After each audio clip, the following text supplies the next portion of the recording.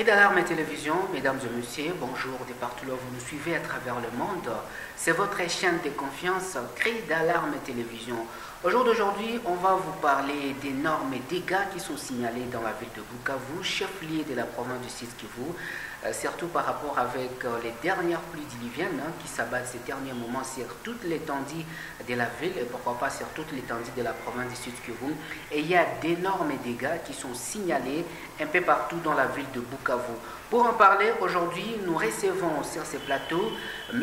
Alain Shindano. Il est le président du bureau urbain de la société civile de Bukavu, avec qui on va s'entretenir dans cette interview accordée à Cris d'alarme et télévision. Merci à Vincent Boami qui assure la technique et les finances. Mon nom c'est Daniel Kaukula à la présentation. On revient juste après cette petite pause.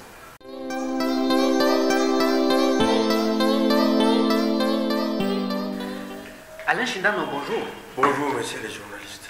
Voilà, une petite présentation avant d'entrer dans les vifs du sujet. Oui, comme vous l'avez dit, je suis Alain Shindano, président de la société civile Force Vive, bureau urbain de la ville de Bukavu, ainsi le coordonnateur de l'organisation appelée Communauté engagée pour la promotion de la paix, environnement et la santé, qui œuvre surtout dans les domaines environnementaux, la gestion des déchets, les recyclages des déchets plastiques et autres, pour essayer de lutter contre les dégâts qui sont en train de sévir, voire faute de manque d'assainissement de notre ville. Voilà, depuis le début de la semaine encore, il y a de fortes pluies qui s'abattent sur la ville de Bukavu, pourquoi pas dans la province du Sud-Kivu. Est-ce qu'on peut avoir une idée par rapport à ce qui se passe à l'instant présent dans la ville de Bukavu? Surtout on parle de pluie de jeudi, mercredi, et pourquoi pas même depuis lundi. Oui, c'est un problème. Vous savez que la ville de Bukavu, selon l'histoire, c'est une ville qui a été conçue pour un nombre réduit d'habitants. Oui. Aujourd'hui, la ville de Bukavu compte des millions d'habitants sur ce même espace, les mêmes infrastructures, comme on peut voir les caniveaux qui sont redimensionnés, sont dimensionnés par rapport au nombre de maisons qui ont été laissées par les colons belges. Oui. Alors, faute de réglementation, faute de redimensionner, faute de pouvoir mettre de l'expertise de la part des autorités qui gèrent au quotidien la politique environnementale, la politique sociale, la politique économique de la ville, il y a une croissance démographique élevée et puis on ne prévoit pas les mécanismes pour essayer de résoudre tant soit peu ces problèmes qui pouvaient survenir. Voilà, il y a l'urbanisme qui est aux oubliettes, il y a un peu partout des maisons qui sont même érigées sur des sites impropres. Ah oui, il y a eu d'énormes dégâts. On peut avoir une idée, monsieur Alain? Oui, dans cette semaine, il y a donc, dans moins d'une semaine, oui. La ville de Bukavu vient d'enregistrer de nombreux dégâts parce que normalement c'est une annonce. Comme je vous l'ai dit, parce que c'est l'habitude. On vient de les mettre comme si ça devient une habitude. Premièrement, les dimanches, les dimanches pour lundi, à 11h, il pleuvait sur toute l'étendue de la ville de Bukavu, et à 17h.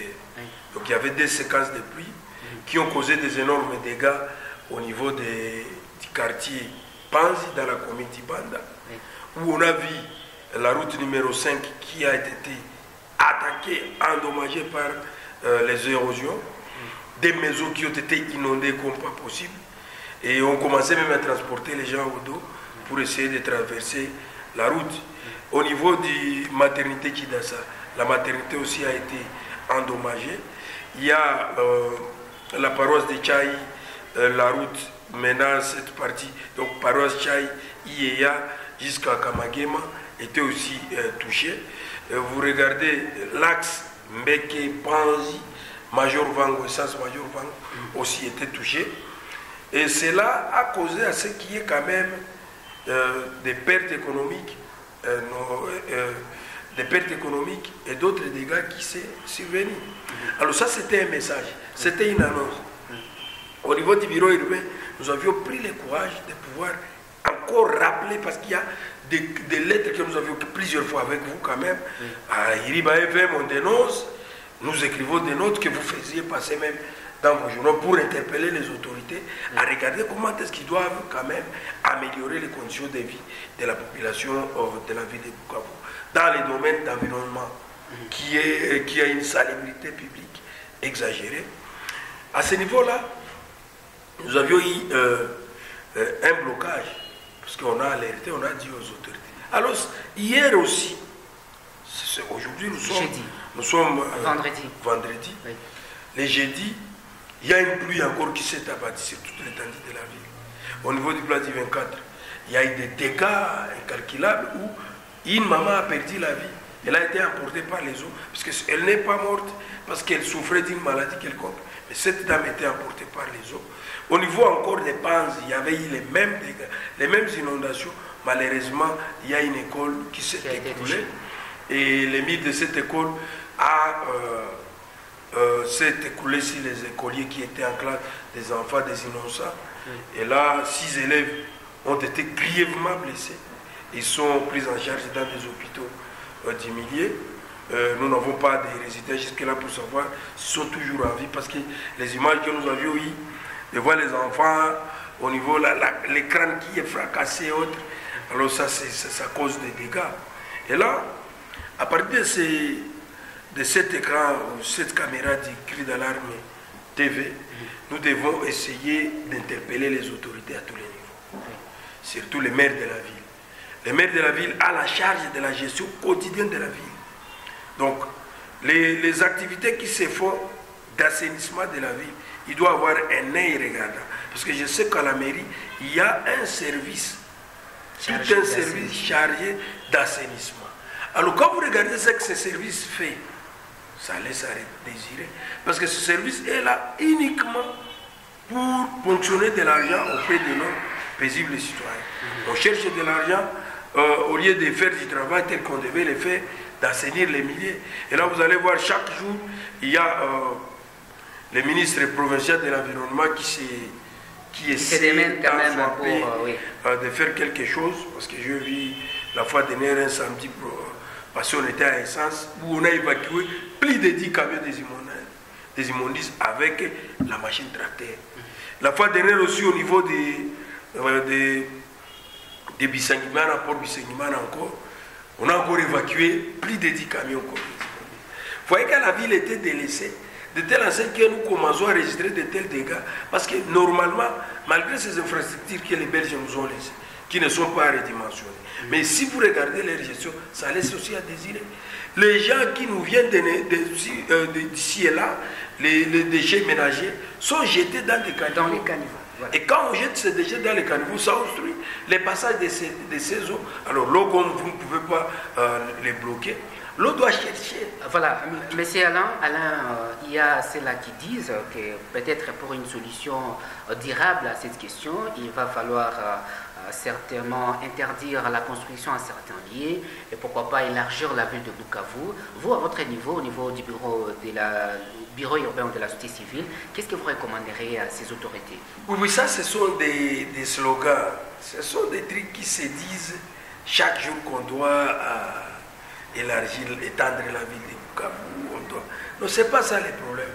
La ville de Bukavu lui-même, si vous regardez, nous avons l'espace Kacha ici. C'est un espace qui est abandonné, aucune infrastructure. Si on avait l'État, si on avait des dirigeants prévoyants qui peuvent prévoir quelque chose, ces dirigeants devaient commencer à faire les lotissements à ce niveau-là. Et quand on fait les lotissements, vous regardez, l'État prévoit premièrement les infrastructures. Et ces infrastructures, nous avons les infrastructures routières, l'eau, l'énergie électrique. À ce moment-là, on doit tracer des parcelles avec des normes. Parce qu'il y a des normes où on doit avoir une parcelle. Ici à Bukavu, vous regardez, on nous vend, on amorcelle, on fait quoi? Et il y a quelqu'un qui a une parcelle de 5 sur 5. Et la parcelle est construite toute. Alors quand on construit sur tout espace de parcelle, il n'y a pas des espaces d'assainissement de la maison. Parce que chaque maison doit avoir des espaces d'assainissement. Là, je vois les trous d'évacuation des eaux, les poubelles, là où on doit traiter les déchets, donc les garages et autres. Mais si vous passez tout Bukavu, vous regardez la manière dont les gens construisent. Ils construisent bien évidemment. Mais on essaie un peu de cloisonner, voilà. on est coincé. Voilà. Et pourtant, il y a des espaces à Kaja où les gens peuvent aller. Et en plus, le problème qui est là, ce n'est pas le problème seulement des engorgements. Donc la population peut se désengorger d'elle-même. Regardez ici au niveau du boulevard Patrice Emery Lumumba. Oui. Ce sont des dépôts. Est-ce que les boulevards peuvent contenir des dépôts pareils où il y a des camions qui sont chargés, déchargés?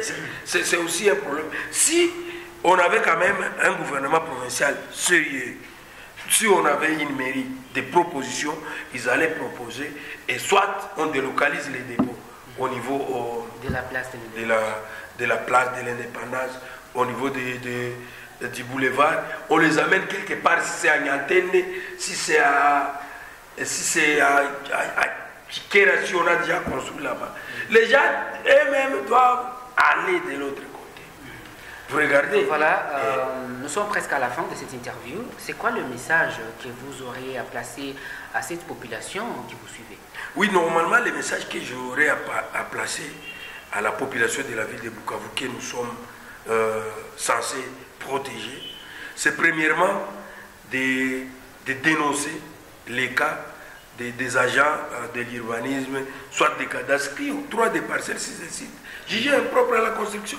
Mais ces sites ont été identifiés dans la ville.